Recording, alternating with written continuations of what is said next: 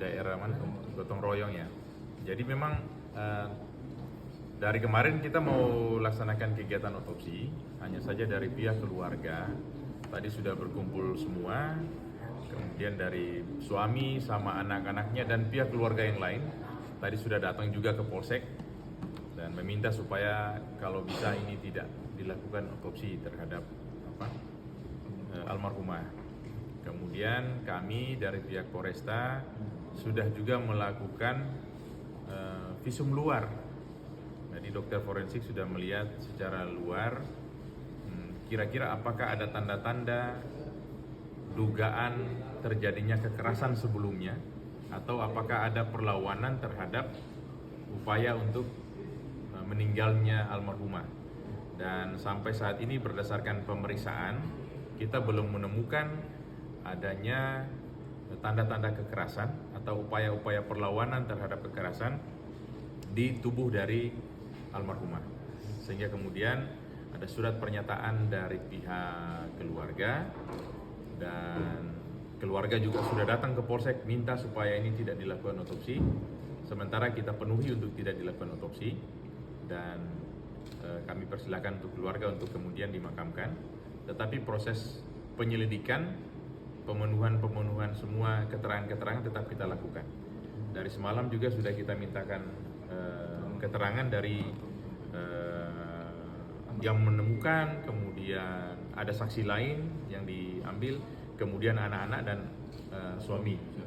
Itu masih kita dalami, dicocokkan dengan yang kita temukan di TKP. Memang di TKP ada cecaran darah, kemudian pada tubuh yang almarhumah sendiri memang ada 2 luka.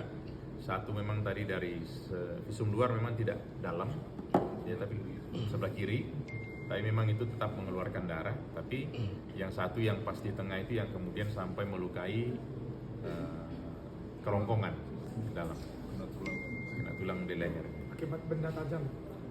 Ya, akibat benda tajam. Untuk dugaan awal itu penyebabnya ini apa ini, Pak? Kalau kita tadi itu karena kita belum menemukan ada tanda-tanda kekerasan atau perlawanan terhadap kekerasan, dan kalau dilihat luka cuma 2 itu, sehingga berdasarkan juga keterangan saksi yang ada, kita masih saat ini masih mendalami apa yang menjadi penyebab meninggalnya beliau.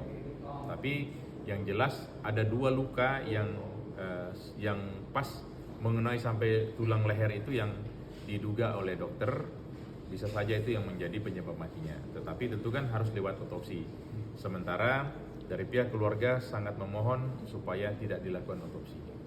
Dari pemeriksaan terhadap saksi sendiri, peristiwa itu memang almarhumah korban seorang diri dalam rumah itu. Pada saat itu seorang diri.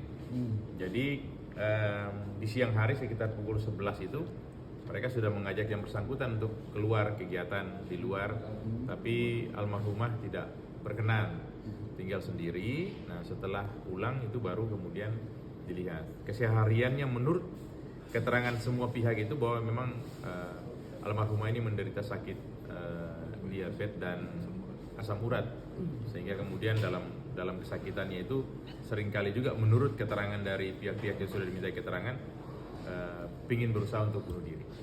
Tapi kami belum bisa sampai pada kesimpulan bahwa apakah ini bunuh diri atau tidak, tapi kita tetap melaksanakan penyelidikan terkait hal ini. Sebelumnya berarti sudah ada upaya percobaan?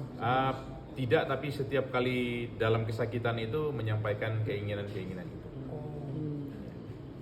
Lakukan otopsi, tapi kita juga mengcombine dengan keterangan para saksi dan juga visum luar terhadap kondisi dari almarhum. Saat ini berarti jenazah sudah diserahkan ke pihak keluarga? Masih dimandikan. Ya.